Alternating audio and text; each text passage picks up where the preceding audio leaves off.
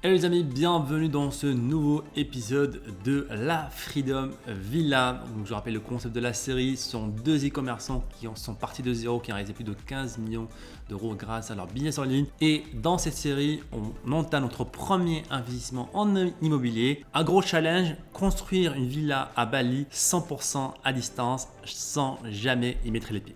Dans l'épisode précédent, nous avons officialisé notre terrain à Bali. Ça y est, nous avons un terrain à Bali, près de Ubud pour être exact. Et on vous avait parlé, on vous avait teasé justement la suite qui est l'une de nos plus grosses erreurs dans ce projet. C'est ça, on vous mettra ici à l'écran des vidéos du terrain, du drone. On a filmé d'un drone tout le terrain, c'est vraiment super joli, super beau. Et justement, comme a dit Adam, dans cette vidéo, on va parler de notre plus grosse erreur jusqu'à présent dans ce projet-là, qui a failli nous faire abandonner le projet parce que voilà, les coûts ont beaucoup augmenté et donc tout le projet, toute la base du projet, c'est on cherche la rentabilité, on cherche un investissement passif grâce à la location courte durée. Et forcément, quand les coûts de la villa ont augmenté, on a failli abandonner. On va voir pourquoi ça a augmenté, comment et quelle est notre décision finale dans cet épisode. Alors maintenant qu'on a le terrain, la prochaine étape, Adam, c'est quoi ? La prochaine étape, c'est les premiers contacts avec l'architecte et l'équipe de Magnitude avec qui on va pouvoir concevoir cette fameuse villa. Et pour cette première étape, ils nous ont demandé de leur envoyer un mood board. Alors qu'est-ce qu'un mood board déjà, Sad ? Alors un mood board, c'est tout simplement, on va dire, un ensemble d'images qui va aider l'architecte et le designer à vous donner un premier design, une première structure de votre villa. Ça va les aider un petit peu à connaître vos goûts, qu'est-ce que vous voulez avoir dans votre villa. Donc ce qu'on a fait, c'est ils nous ont demandé de faire un mood board, donc un ensemble d'images, d'aller faire des recherches. Et justement, ce qu'on a fait, on a créé un petit Google Slide et on a commencé à mettre plein d'images de choses qui nous inspirent, des villas. On a regardé sur Google, sur YouTube, plein de choses qui pourraient nous inspirer et par la suite donner une idée très claire pour l'architecte et le designer pour le design de la première villa. Et justement, on vous a préparé ce mood board, on va vous le révéler directement en vidéo et vous expliquer nos choix. La Freedom Villa, construire une villa à Bali sans jamais y mettre les pieds. Sad et Adam, deux e-commerçants ayant réalisé plus de 15 millions d'euros de chiffre d'affaires, mais totalement novices dans le domaine de l'immobilier, font le pari fou de construire une villa à Bali 100% à distance. Vont-ils réussir ? Vont-ils échouer ? Ils nous emmènent dans les coulisses de ce projet fou. Donc on va vous partager avec vous le mood board. Donc là, on est sur le slide qu'on a envoyé, donc le premier slide qu'on a envoyé à Magnitude Construction, donc notre partenaire qui va construire la villa pour nous 100% à distance à Bali. Donc on va voir qu'il y a un ensemble d'images. Donc première révélation, donc la première idée, notre première inspiration qu'on a eue avec Adam, c'est vraiment ce style-là. C'est un style très balinais, super joli, beaucoup de bois, nature, sur 2 étages. Ouais, sur 2 étages, on trouvait que ça allait être cool. Donc, on vous le rappelle, on a 6 chambres et on se disait que 2 étages avec potentiellement un balcon, quelque chose pourrait être très intéressant. Et c'était parmi nos premières inspirations. Donc voilà, c'est des rendus assez intéressants. 2 étages, belle piscine, nature autour. Donc nous, si vous l'avez vu, dans le terrain, on a la chance d'avoir aussi rizière et un peu de jungle juste en face de la piscine. Donc ça pouvait se recouper un petit peu de manière similaire. Yes. Donc ça, on l'avait trouvé, cette villa-là, c'est juste un rendu 3D, donc il n'est pas réel. Donc ça, on l'avait trouvé chez un promoteur aussi immobilier à Bali et on a kiffé l'idée. On s'est dit bien, on va envoyer ça à Magnitude et on veut exactement ça. C'est clairement l'une des meilleures réalisations du concurrent qu'on ait vu. Après, on avait d'autres idées aussi que tu as montré rapidement. Donc ça, c'est des styles assez similaires. Encore une fois, le but, c'est d'avoir un mood. On veut pas, quand ça dit on veut exactement cette villa-là, c'est adapté à la surface de notre terrain, à la surface de la construction et en modèle 6 chambres, bien sûr. On va pas avoir une villa gigantesque comme celle en haut à droite non plus. Mais l'idée, on se disait, ok, avoir un étage, balcon, quelque chose. Des terrasses aussi. On voulait vraiment avoir des terrasses. On trouve que la Bali, il fait bon. Et profiter de la terrasse, avoir des tables là-dessus pour avoir la vue, surtout en hauteur. La vue sur la jungle, sur les rizières, comme tu as dit, c'est super joli pour les photos. Donc nous, on cherche des villas instagrammables. Donc pour prendre des belles photos pour Instagram, c'est un petit peu le public qui vient beaucoup à Bali, c'est des personnes qui cherchent ça. Donc on répond un petit peu aux besoins de l'avatar client. Et du coup, on avait d'idées pas mal d'avoir des roof terrasses. Donc encore, l'idée cette fois, c'est même pas une terrasse en chambre, c'était carrément, est-ce que c'est possible sur le toit, pas forcément exactement comme celle-là, mais d'avoir une terrasse et on pourrait y mettre un petit peu ce qu'on veut derrière. Donc c'était l'une de nos idées. Je crois qu'on a d'autres conceptions dans le même sens. L'idée est la même en plusieurs fois. Ça, c'est juste des trucs qu'on pourrait mettre sur la terrasse. Il me semble qu'on avait mis là comme ça, qu'on aurait trouvé assez cool à avoir. Ouais, et ça aide encore une fois l'architecte, le designer à mettre un petit peu vos goûts, la vibe globale qu'on veut recréer dans la villa. Et justement, ce qu'on veut recréer, ce style balinais qui est très populaire là-bas, qui est super joli, que les gens viennent rechercher là-bas. Donc nous, on a voulu recréer ça. Ouais, c'est un mix un petit peu balinais, mais pas ultra traditionnel balinais. Comme ça, tu vas pas non plus certains clients qui veulent chercher une petite touche de balinais, mais quand même avec pas mal de villas modernes. Il y a le combo des deux. Yes. Alors, ce qu'on a fait, c'est qu'on a recherché principalement sur Pinterest. Donc, je vous recommande forcément Pinterest. C'est un réseau qui permet de photos. Maintenant, ils ont rajouté des vidéos, mais principalement de photos. Donc, peut-être qu'on pourra aller regarder, checker tout ça tout à l'heure. On a aussi recherché sur YouTube. Donc, on a recherché tout simplement, sur YouTube, villa Bali, plus en anglais qu'en français, parce qu'en francophonie, il n'y en a pas beaucoup qui ont des villas encore à Bali. Peut-être que ça va changer avec cette série-là. Mais on a vu pas mal d'Américains, d'Australiens faire des tours de leur nouvelle villa à Bali. Donc voilà, on s'est inspiré beaucoup d'eux. Et c'est là où on a eu l'idée de la villa 2 étages, avec la terrasse. Ouais, ce tour-là, c'est l'un des plus grosses vidéos qui a fait à peu près 5 millions de vues. Et ce qu'ils avaient fait, c'est qu'ils avaient un étage, le rez-de-chaussée, un étage, et en terrasse, toute la surface de la maison était terrassée en fait. Ouais. Donc ils avaient fait ça vraiment de manière très intéressante. Ça donnait le fait qu'ils avaient, je crois que c'est au milieu de la vidéo à peu près, ils avaient un espace terrasse absolument gigantesque, à tel point qu'ils savaient même pas quoi en faire. Donc ça, après eux, c'est une villa pour habiter. On voit qu'ils se sont fait des plaisirs. Enfin, ils ont mis du marbre autour de la piscine, des trucs qui ont dû leur coûter beaucoup trop cher. Mais on a voulu prendre quelques idées intéressantes pour nous qu'on pourrait incruster dans notre villa investissement, parce qu'eux, ils vivent là-bas. Donc là, on voit terrasse absolument immense et inspiration marocaine. Donc ils sont amoureux du Maroc aussi. Et ce qu'il y a au sol, les coussins et tout, c'est inspiration Maroc. Donc on s'est dit, tiens, super joli, on peut voir la vue. Et dans la vie précédente, on a vu aussi le terrain. Et c'est presque pareil, avec un voisinage qui est très éloigné, des rizières, un peu de jungle. Ouais. En face, il n'y a personne, quoi. C'est bout de jungle et ensuite rizière. Donc on est assez libre de ce côté-là. Donc voilà ce qu'on a fait. On a recherché principalement ici et encore une fois sur aussi Pinterest aussi.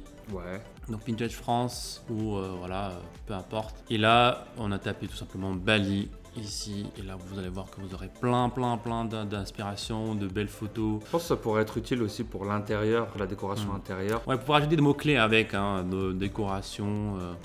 Ça peut être villa, ça peut être jardin. Il y a vraiment des super belles photos. Toute la plateforme est basée sur ça. Là, vous voyez plein d'inspiration. Donc, c'est un petit peu le secret pour trouver des moodboards rapidement. C'est mieux que Google. Ouais, clairement. C'est beaucoup mieux référencé, mieux trié. Et il y a des trucs cool. Il y a des trucs cool. Et surtout, en fait, ceux qui apparaissent en premier sont des images qui ont été likées par la communauté. Donc, vous avez déjà une sorte de classement basé sur la préférence globale des gens. Des gens, ce qui peut être des futurs clients potentiels. Si on pense vraiment en mode marketing et pas en mode seulement mood. Donc ça, c'est pour la terrasse, comme vous le voyez, qui est assez cool quand même. Ouais. Ce serait super de la voir. Donc, on a aussi pensé à un salon encastré, c'est ça? Alors celui-là, il est, si je dis pas de bêtises, c'est pas vraiment encastré, mais le fait d'avoir juste un salon qui pourrait s'ouvrir pour être à la fois intérieur et extérieur, avec si possible la piscine pas trop loin pour passer direct du salon à je monte 2-3 marches et boum, je suis dans la piscine. Vraiment ce côté,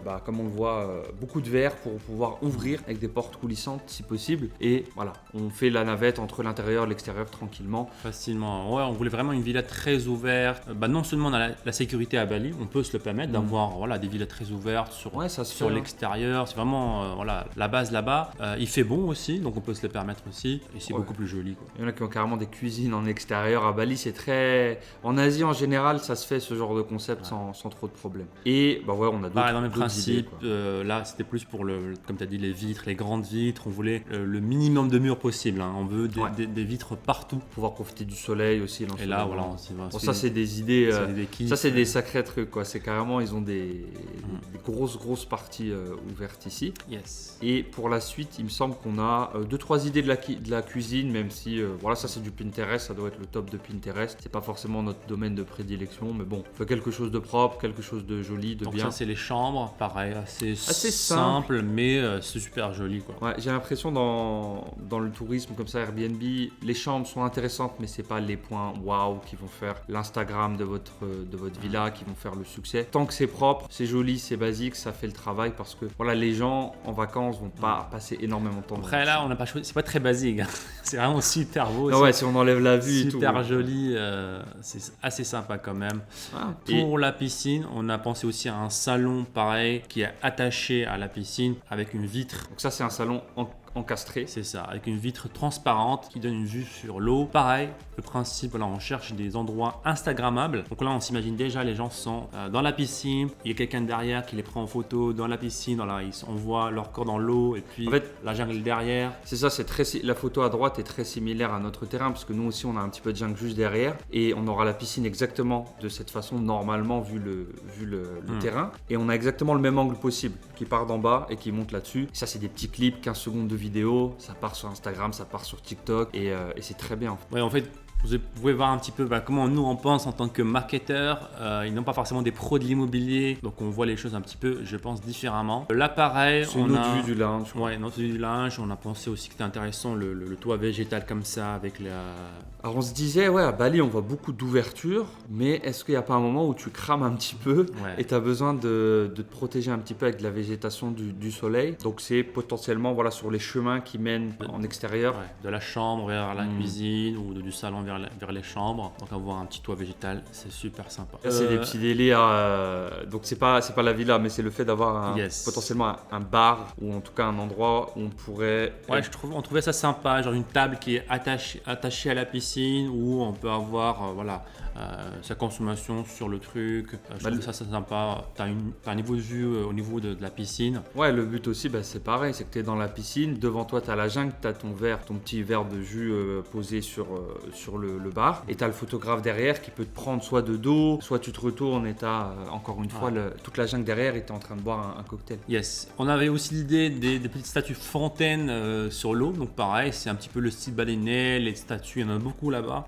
Et c'est encore une fois très instagrammable et c'est super sympa pour les photos. Il faudra voir comment ça rend dans la villa entière, mais voilà, des idées d'avoir ce qu'on a appelé water features, c'est en gros des choses qui se passent avec de l'eau pour faire joli. Ouais, ne pas avoir une piscine toute simple, toute plate, avoir des choses un peu plus différentes, des lumières, des petites chutes d'eau. Illuminer la nuit, c'est ça. Et un truc aussi à voir qui pourrait être cool, c'est le fait d'avoir toit transparent dans les douches pour avoir un puits de lumière et donner un vrai style unique si possible. On verra. C'est pas le truc qui nous enjoye le plus, mais pourquoi pas. Ouais, donc c'est vraiment, pour nous, dans le meilleur des mondes, la salle de bain, elle ressemble à ça. Au moment où on a fait ce mood board, elle ressemble à ça. Voilà, c'est super joli, super sympa. Et puis pour la terrasse, donc là on s'est dit on va avoir une villa sur 2 étages et pour la terrasse, on s'est dit on peut avoir un truc tout simple, c'est un espace yoga. Beaucoup de gens qui viennent à Bali sont intéressés par ce monde-là, yoga, fitness, spiritualité, un petit peu business aussi. Donc ça peut être un endroit où on a des cours de yoga, tout le monde peut se réunir là-bas et ça coûte rien à mettre en place. Franchement, c'était une des raisons aussi. Ouais. C'est un espace vide avec des tapis, donc en termes de rentabilité, c'est pas mal. Ouais, ça fait une vraie caractéristique en plus, comme tu l'as dit, sans un gros investissement et ça donne un argument marketing que d'autres villas n'auront pas. Donc encore une fois, c'est pour vraiment se démarquer de la concurrence. On est à Ubud, c'est un peu le centre vraiment du yoga dans Bali. Make sense selon nous d'avoir ça. Et je pense que ça conclut ce moodboard, ce premier moodboard. Donc moodboard qu'on a réalisé avec Sad, avec des recherches, avec du Pinterest, avec un petit peu du marketing à notre échelle et qu'on a envoyé directement à l'équipe d'architectes et de concepteurs de Magnitude. C'est ça. Et le but, c'était justement d'avoir leur retour d'ici une semaine, 10 jours, avec plusieurs options réalisées sur des logiciels 3D d'architecture, d'abord 2D puis 3D, mais au moins pour essayer de conceptualiser tout ce qu'on a vu en termes vraiment architectural, en termes architectural, tout ça. Vous voyez notre connaissance de l'immobilier qui est très vite limitée en termes de vocabulaire. Yes, donc on envoie le moodboard et on attend le rendez-vous avec l'architecte. Justement, on va vous partager ça pour voir un petit peu qu'est-ce qui s'est passé pendant ce rendez-vous-là, quels sont les feedbacks de l'architecte et aussi vous allez voir la grosse surprise qu'on a eue pendant ce rendez-vous-là. Donc rendez-vous Zoom et on se voit juste après. Donc on se retrouve aujourd'hui pour faire pour la suite du projet de la Villa 6 chambres à Ubud. Donc on est sur la premier rendez-vous design, donc le D0. Donc il y a Éloi, il y a Goustou et il y a aussi Evril, donc qui est assistante architecte. Donc ils vont se présenter. Donc vous allez travailler ensemble pour la conception. Vous allez définir les bases dans ce premier rendez-vous et après il y aura une phase d'attente où ils vont pouvoir designer tout ce que vous avez défini ensemble. Ok? Nickel. Voilà. Donc le rendez-vous avec l'équipe de Nicolas se déroule ici pendant ce zoom là. Donc on a eu un rendez-vous avec l'architecte où il nous a présenté plusieurs options, où il a partagé son écran avec nous Exactement. pour nous montrer des rendus 3D des villas. Ouais, donc au final c'était bien 3D, on a eu 3 options. Donc là vous voyez les images des bureaux de magnitude qui ont été filmés directement là-bas et nous on était en zoom, si vous voyez nos petites têtes sur l'écran à l'intérieur de la vidéo, on était en zoom directement avec l'architecte et en direct il nous a présenté 3 options de structure par rapport au moodboard qu'on avait créé. Et justement ces options-là, donc la première option, donc pas mal, les options sont toutes en longueur parce que le terrain est en longueur comme vous le voyez, donc sur 10 arts il me semble. Ouais. Et on a donc en bas de l'écran là-bas, si je dis pas de bêtises, la forêt et donc, ensuite plus vers le haut. Le haut de l'écran c'est la piscine. Ah d'accord, bah, c'est inversé. Il y a la forêt, tout ça. Le bas de l'écran, on entre dans la villa. C'est ça. Et ensuite on a la forêt, là-bas. Donc voilà, il nous a présenté un petit peu les 3 options à chaque fois où se trouve la piscine, où se trouvent les chambres, comment ils sont structurés. Donc on avait plein de détails là-dessus. Donc ça c'était l'option 2, si je dis pas de bêtises. Alors l'option 2, alors la particularité des options justement, c'est qu'il y avait 2 options avec un étage qu'on avait demandé et une option sans étage. Et vous allez comprendre pourquoi ils ont fait l'option sans étage. Donc l'option 2 qu'on voit ici, encore une fois, on est toujours dans la même longueur, cette fois-ci juste le plan qui a été changé de sens. L'option 2, il me semble qu'on avait 4 chambres au rez-de-chaussée et 2 chambres à l'étage avec 2 salons. Un salon en bas, un salon en haut aussi. Donc on avait vraiment cet espace de, ok, j'ai un étage et on avait le salon qui était en haut, qui était ouvert pour donner vraiment encore sur toute la vue comme on avait demandé. Donc qui était pas mal, ça faisait office de, voilà, on le voit ici. On avait vraiment 3 bâtisses, les chambres sur les 2 côtés et les 2 salons, donc salon au rez-de-chaussée, salon à l'étage, et avec une vue complètement dégagée parce qu'entre les deux on avait une sorte d'allée avec des arbres et la vue totalement libre là-dessus comme on le voit. Donc pas mal du tout. Dans l'idée, il me semble même qu'il y avait un toit en verre pour avoir un puits de lumière au niveau à l'étage et vraiment avoir ce puits de lumière qui descend jusqu'au rez-de-chaussée, il me semble. Ouais, donc là vous pouvez voir les terrasses, les grandes terrasses ici, oui, pour l'espace yoga, tout ça, tout ce qu'on a dit dans le moodboard. Au-dessus des chambres. Voilà, il nous le montre, il l'a mis en place dans le design 3D. Donc ça c'était l'option numéro 2. Et en dernier, vas-y. Non, j'allais dire, ouais, c'était trop bien. Ils avaient mis nos grandes terrasses marocaines au-dessus des chambres. Ouais. Donc on avait vraiment tout ce qu'on voulait. Et là, c'est la dernière option. Et là, c'est l'option numéro 3. Donc un seul niveau. Donc là, on a décidé de nous présenter aussi la 3e option avec un seul niveau, alors qu'on avait demandé 2 niveaux. Ouais. 2 niveaux. Pour moi, nous, ça paraissait logique d'avoir 2 niveaux.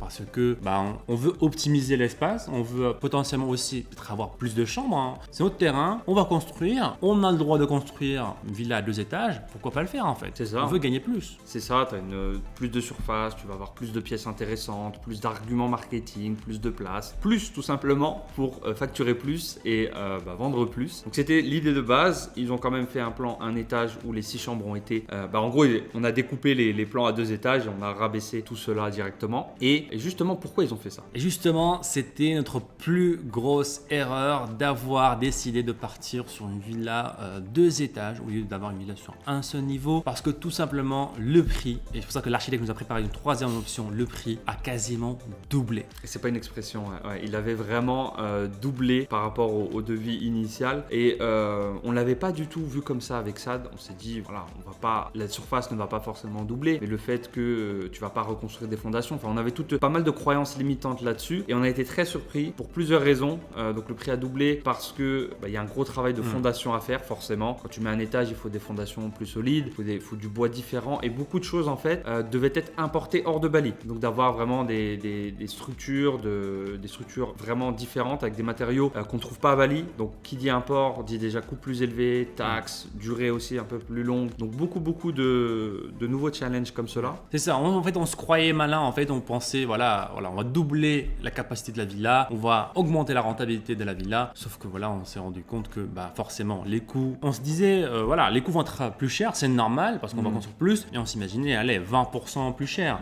Mais là, on s'imaginait pas le 100% double, plus cher. Donc ce qui grosso modo divise notre rentabilité par 2 pour au final quoi? Pour avoir un deuxième salon, est-ce que ça va te permettre d'augmenter ton prix par 2 pour recouvrir ça? Non. À aucun moment le fait d'avoir 2 étages va nous permettre de pallier ce nouveau coût en doublant nos prix. On peut pas doubler nos prix, on peut pas vendre 60 jours par mois. Donc on était bloqué. On s'est rendu compte aussi que les vidéos sur YouTube, ces gens-là ont dû dépenser, ont vraiment créé des villas pour vivre. Donc à mon avis ils ont créé ça sans compter, surtout la vidéo qu'on a vue tout à l'heure avec les rooftops. Ça a dû coûter un petit bras quand même et on s'est dit ok, qu'est-ce qu'on fait là, ça? Qu'est-ce qu'on fait? Est-ce qu'on on revient sur notre idée de départ? Est-ce qu'on abandonne complètement le projet parce que on était vraiment attaché à la villa 2 étages, on était vraiment en mode waouh, on a vu les vidéos, les moodboards, on s'imaginait déjà dans la villa. On s'est dit il n'y en a pas, les autres ils font tous un étage, nous on va faire 2 étages, on va être les premiers sur Airbnb, enfin les premiers, on va être vraiment recommandés sur Airbnb, on a moyen d'avoir des gros effets waouh. Et je pense une des plus grosses erreurs c'est ça en fait, on s'est attaché émotionnellement au projet. En fait on s'est rendu compte qu'au moment où on a envoyé le moodboard et après avoir reçu le prix, on s'est rendu compte en fait qu'on ne construisait pas une villa pour de la rentabilité. On s'est vite attaché émotionnellement au projet et on construisait une villa pour nous. Et ça vous l'avez vu certainement dans les moodboards, c'est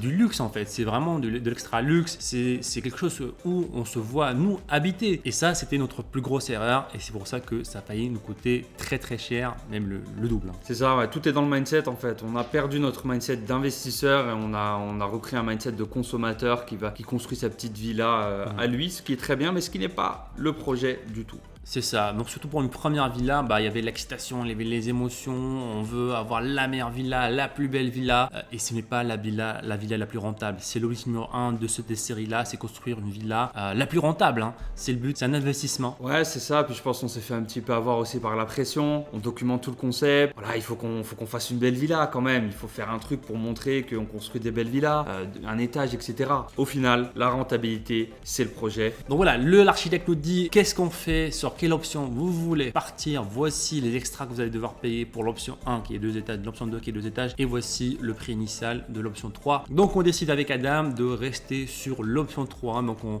reprend un petit peu nos esprits, on en parle, on se refocus, objectif rentabilité, donc on va rester sur l'option numéro 1. Donc ce qu'il faut faire maintenant c'est qu'il faut qu'on refasse un nouveau moodboard, cette fois-ci avec la rentabilité en ligne de mire et le renvoyer à l'architecte, justement on va vous le montrer. Donc voici le moodboard 2.0. Donc après, encore une fois, après avoir réfléchi avec Adam, on va rester sur un design classique, optimisé pour la rentabilité. Donc sur un seul étage, un seul niveau, pied, quoi, au rez-de-chaussée. Voilà, rez-de-chaussée.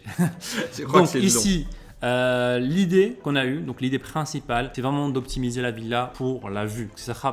La villa ne sera pas l'effet wow, mais plus la vue qu'on aura, l'entourage, Bali, l'environnement. Donc c'est pour cela qu'on a eu l'idée en fait d'avoir ce champ de vision comme ça du salon directement vers la forêt, vers les rizières. Donc le but ici c'est d'avoir un salon orchestré qui ne cache pas la vue à partir du salon et vraiment avoir cet esprit, encore une fois cette vision là globale ouverte sur le paysage. Exactement, donc ça on a réussi à le garder plus ou moins par rapport à l'idée initiale. Ensuite on avait les espaces communs, justement pour accentuer ça, on voulait avoir quelque chose qui est potentiellement sur un demi-niveau en plus, quoi, grosso modo, pour vraiment avoir cet effet de vue en longueur. C'est ça. On garde, donc, on a un salon dans le premier bâtiment, on a un salon encastré extérieur avec la vitre, avec l'idée de la piscine, ça reste, ça bouge pas, exactement comme ça. Ouais. Enfin, on trouve que ça a un gros effet waouh et on voulait absolument le garder, donc ça, même s'il y aura des petits coûts extra pour ça, on est ok pour. Toit végétal aussi pour accéder au lounge, donc ça pareil,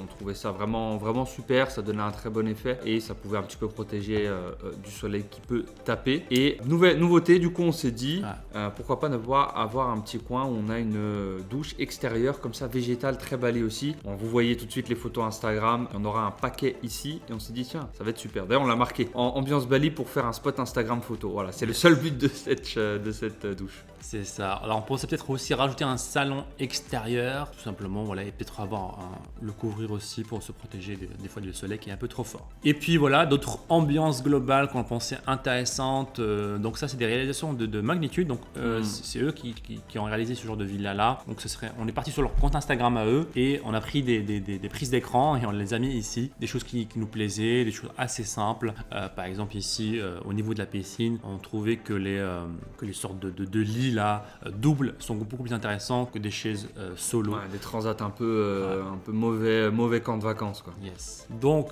ça résume un petit peu tout le nouveau moodboard. Donc voilà le nouveau moodboard 2.0, le moodboard officiel, optimisé pour de la rentabilité. Comme vous voyez, c'est très instagrammable et justement, on l'envoie à Magnitude Construction et ils vont nous envoyer les plans 3D de la villa, la Freedom Villa. Rendez-vous dans le prochain épisode pour découvrir les plans finalisés en 3D, le prix final en direct avec nous. On se dit les amis, à très bientôt, ciao ciao. Ciao. Voilà, on reçoit les rendus 3D, donc les plans 3D. Donc ils nous envoient 3 options. Donc c'est top de la part de Magnitude à chaque fois que voilà, il y a des interactions, il y a des choix.